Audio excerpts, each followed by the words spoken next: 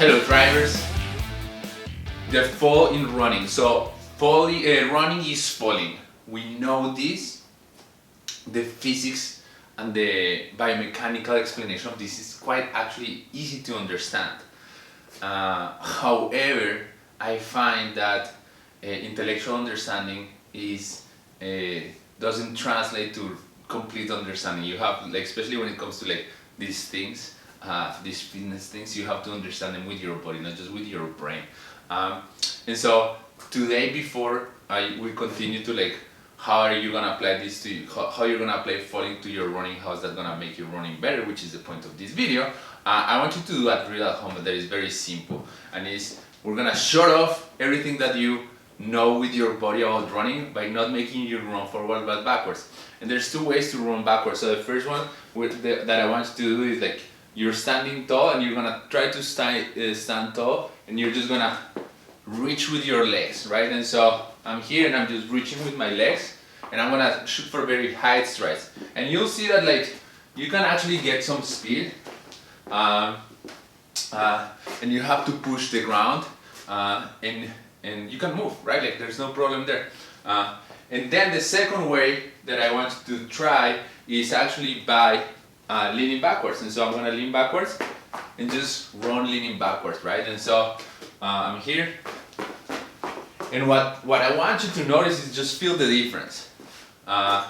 You're both running, you're both moving in the direction that you want, but they work very differently. So when you don't lean backwards, you'll feel that the movement is very muscular.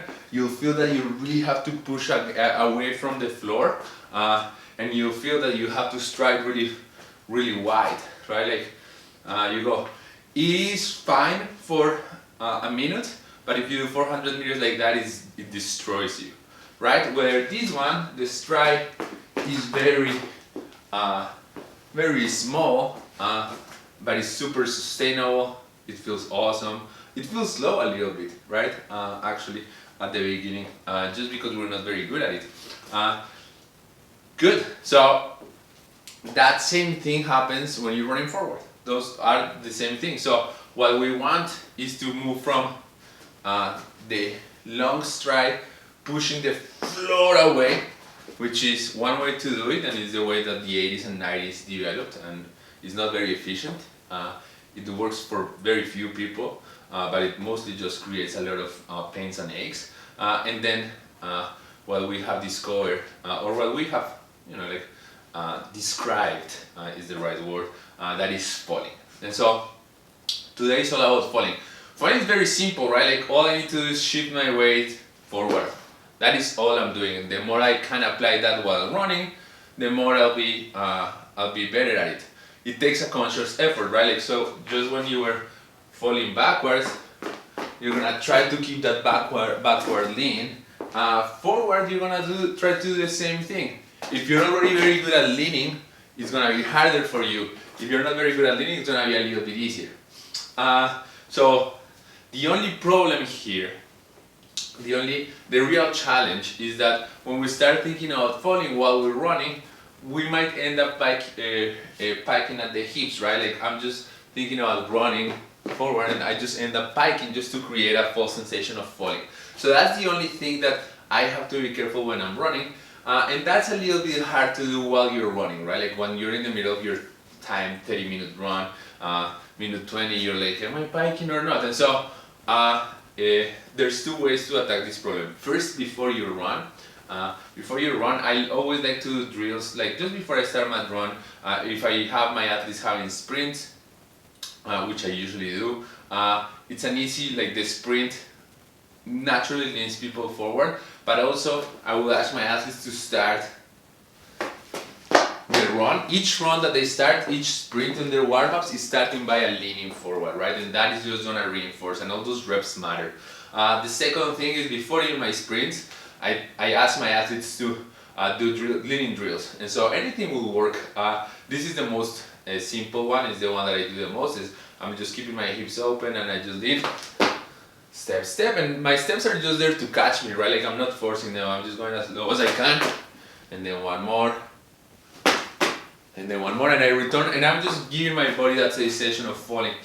in all these drills, in the sprints or anything, what you want to be concentrating is like keeping the hip aligned with the spine, but leading with the hip, right? If I lead with the hip, I'm gonna be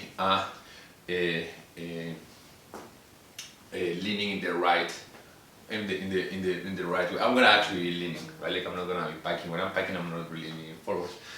Good. So that's the first thing. How to apply this in your run? Just think about that. This is a proprioception thing, right? Like it's a perception thing. And so when you're running, just try to fall from your hips, right? And that's gonna drive you forward. Just thinking about that is gonna help you. And in long runs, it's very hard to, like, you're not gonna be focused on that for 60 minutes. It would require a Buddhist Zen monk that has been meditating and running at the same time forever to be able to do that. So all you need to do is every time that you remember to fall from your hips, right? It sounds simple. I mean, it is simple. It's not that easy. Like best things in life. Good. One thing another couple of drills that I use when I'm running to make sure that I'm not piking up the hips, which is the only thing there to look for, is sometimes when I feel like if I'm like, am I piking or not? I tend to just run with my hands behind my back and really make my body very long, right? And this feels really awkward while you're running, especially because you lose the rotation aspect of it. And we should rotate a little bit while we're running. Don't think about that while you're falling, but it helps me extend my back, open my chest, and lead from my hips, right? And so I will just do that here and there in my run. You can also be one of those weirdos that runs like this.